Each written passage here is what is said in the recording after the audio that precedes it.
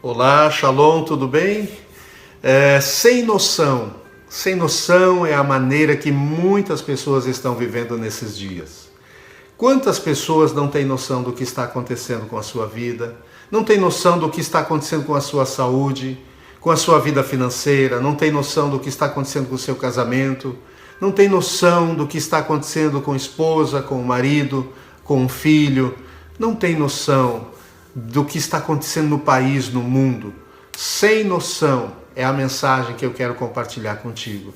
Fique aqui, Deus vai abençoá-lo grandemente.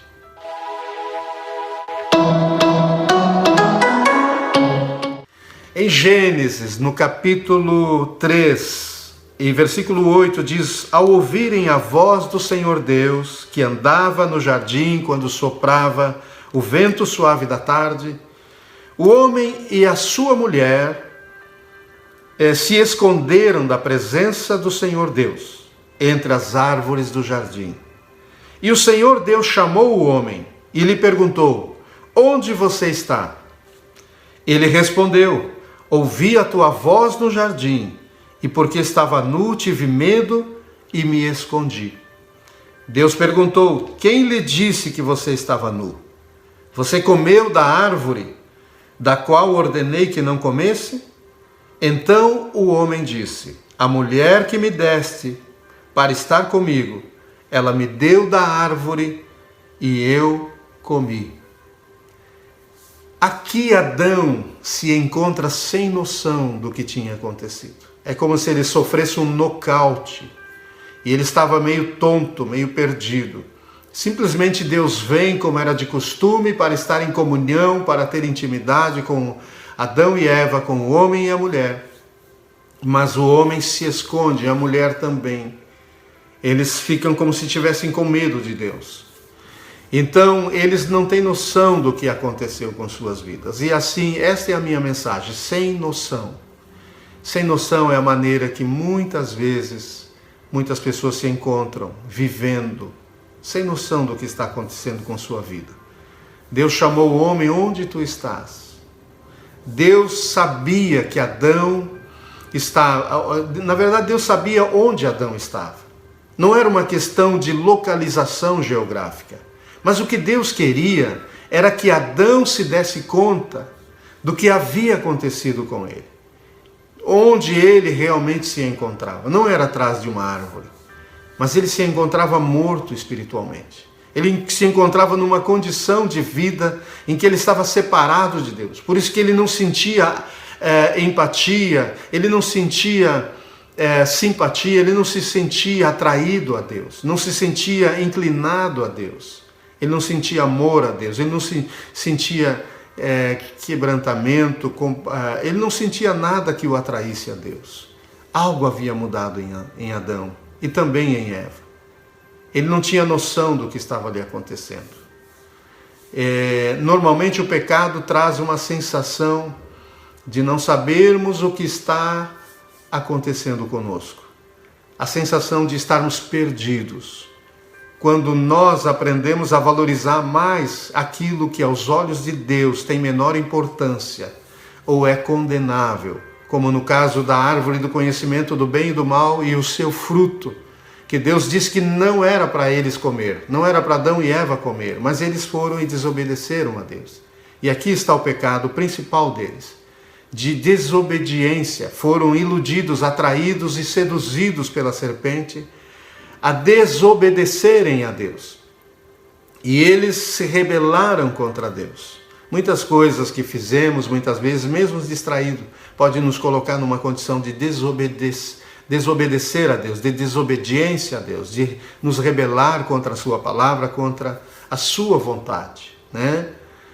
A árvore do conhecimento do bem e do mal passou a ser o ponto central no jardim do Éden para Adão e Eva. E ela não era tão importante assim.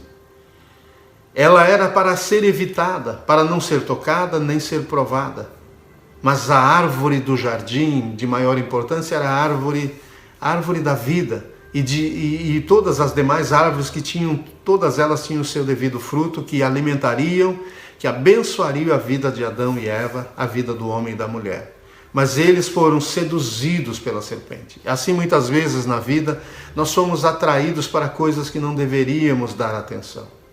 E passamos a valorizar. Eva passou a olhar somente a árvore do conhecimento do bem e do mal, desde aquele dia que ela conversou com a serpente, e passou a desejar, passou a ver que a árvore era boa, era apetitosa. Ela começou a se sentir inclinada, atraída ao pecado.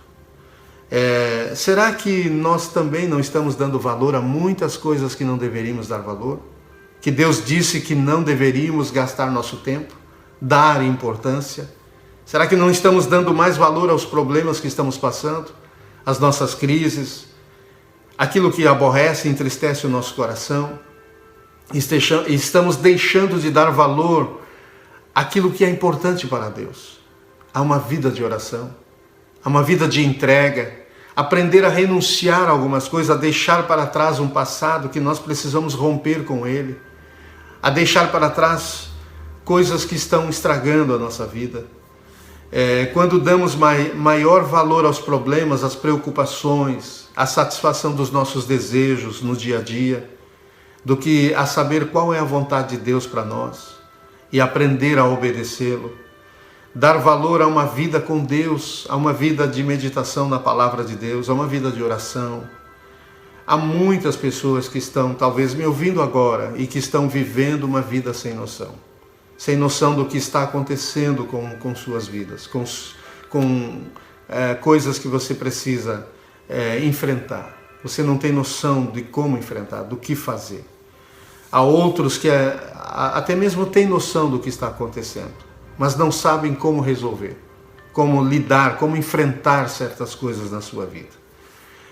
Deus quer trazer um senso de noção para mim e para você acerca de coisas que nesse tempo nós precisamos aprender a enfrentar, a ter coragem, a ter fé, a ter ousadia. Deus quer restaurar a noção da sua vida. O filho pródigo, quando caiu em si, ele recobrou a noção do que estava acontecendo. Ele tinha desobedecido o seu pai. Então ele disse, eu vou voltar para casa. Lá no capítulo 15 do livro de Lucas, essa passagem é tão tremenda. Lá pelo versículo 11, fala da parábola do filho perdido. E o filho pródigo, na verdade a parábola do filho pródigo é mais conhecida por esse termo, mas também a parábola do filho perdido. Muitos de nós somos o filho perdido. O filho perdido de Deus que precisa se encontrar. Precisa reconhecer onde nós erramos. Precisamos voltar à casa do Pai, voltar à presença do Pai. Muitos estão sem noção nesse tempo, mas curve o seu coração diante de Deus. Faça como o filho pródigo e reconheça: Pai, pequei contra ti e não sou digno de ser chamado teu filho, ele disse. Pequei contra ti e contra o céu, ou seja, contra Deus. Muitas coisas que fazemos para as pessoas, não imaginamos o quanto isso afeta a Deus. E precisamos ter noção de que tudo que fazemos para as pessoas, nós estamos também afetando Deus. Estamos pecando contra Deus. Assim, ore diante do Senhor. Deixe Ele te ajudar nesse momento. Deixe Ele tocar o seu coração. Que Deus te abençoe. Em nome de Jesus.